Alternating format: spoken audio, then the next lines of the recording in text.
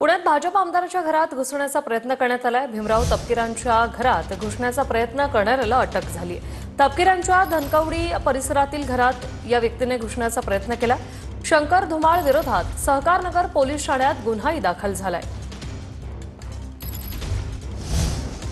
तर मृत व्यक्तीला जिवंत दाखवून सदनिका लाटत 70 लाखांचा अपहार केल्याचा प्रकार घडलाय। शिंदेच्या शिवसेनेचे नेते मंगेश सातमकरांवर सामनातून गंभीर आरोप करण्यात आले। म्हाडा इन्कम टॅक्स जिल्हाधिकारी कार्यालय कोर्ट रुग्णालयाची फसवणूक केली गेली।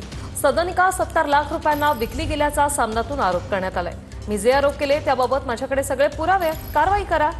तक्रारदार रणजित चोगलेंची ही मागणी, ज्याने सामनात बातमी दिली त्याच्या विरोधात कारवाई करणार। शिंदेच्या शिवसेनेचे माजी नगरसेवक मंगेश सातमकरांची ही प्रतिक्रिया। नेमके या आरोपामध्ये तथ्य काय आहेत, काय नेमके आरोप आहेत आणि किती वर्ष जुनं हे सगळं प्रकरण आहे आणि आता का समोर आलंय? 2015चं प्रकरण आहे आणि सगळे प्रकरण हे जे डॉक्युमेंट्स आहेत सगळे फोर्ज आहेत, 4G आहेत। पॅन कार्ड, आधार कार्ड नाही बनलं याच्यामध्ये, पॅन कार्ड, वोटिंग कार्ड आणि जे काही डॉक्युमेंट ॲफिडेविट वगैरे सगळं, आणि याच्या संदर्भात आपण CP ऑफिसपासून सगळ्यांना आपण त्याचे पत्रव्यवहार केलेले आहे।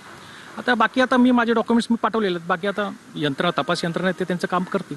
तुम्ही 70 लाखाची सदनिका लाटली असा आरोप केलेला आहे, कशा पद्धतीने ही सदनिका लाटण्यात आली, काही सविस्तर सांगाल का याबाबत? त्याच्यात सविस्तर आपण पत्र, त्याच्यामध्ये सगळे डॉक्युमेंट दिलेले आहेत। एक तिथे भास्कर गाडवे नामक व्यक्तीला उभं केलं आणि ते देवकर नामक व्यक्तीची ती रूम होती।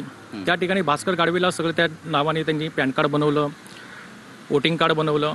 वोटिंग कार्ड नंतर मग त्यांचं ज्येष्ठ नागरिक दाखल्यासाठी जे हॉस्पिटलमधनं त्यांचा दाखला प्राप्त केला आणि नंतर याच्यात सेतू सुविधामधनं पण हे केलं। परंतु कसं होतं, शातीर कितीही तरी काहीतरी चूक करतो, त्यांनी चूक केली, त्यांची स्वाक्षरीने त्या सेतूला त्यांनी पत्र केलं होतं आणि त्याच्यामध्ये त्यांनी तिथे त्यांचा कॉन्टॅक्ट नंबर दिला होता। त्याच्यावर क्लिअर कट आहे, तपास यंत्रणेने तपास करावा। मी आता पुढे दिलेला तपास यंत्रणेने तपास करावा। नक्कीच काय तुमची नेमकी मागणी काय आहे? काय नाही, तपास करावा, बाकी काय। कॅमेरा पर्सन सिद्धेश नाईकसह गिरीश गायकवाड, TV9 मराठी, मुंबई।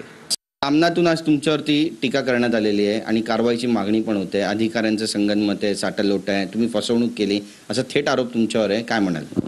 नगरसेवक म्हणून काम करत असताना असं 2015ला कोणतरी आले होते आणि ते 2015ला ते आले होते आणि त्याकडून माझ्याकडून काही दाखला घेऊन गेला असेल तर मी अशा अनेक वेळेला ओळखपत्र वगैरे बऱ्याचशा लोकांना दिलेलं आहे तशी।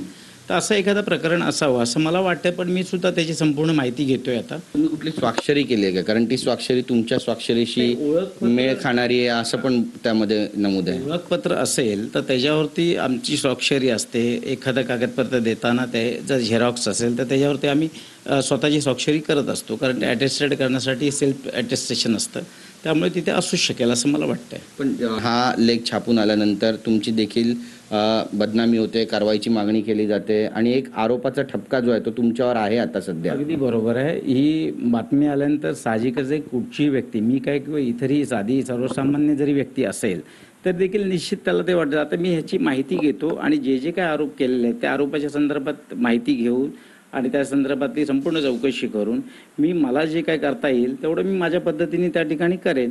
काही कायदेशीर कारवाईला तुम्ही सामोरं जाणार आहे? कायदेशीर कारवाईला सामोरं जाणार आणि कायदेशीर कारवाई ज्यांनी हे कोणी लेख दिलेले आहे त्यांच्या संदर्भात पण मला कायदेशीर कारवाई करण्याबाबत मला हे घ्या, मी माझ्या वकिलाशी बोलून योग्य ते निर्णय या बाबतीत घेईन। नक्की। कॅमेरा पर्सन सिद्धेश नाईकसह गिरीश गायकवाड, TV9 मराठी, मुंबई।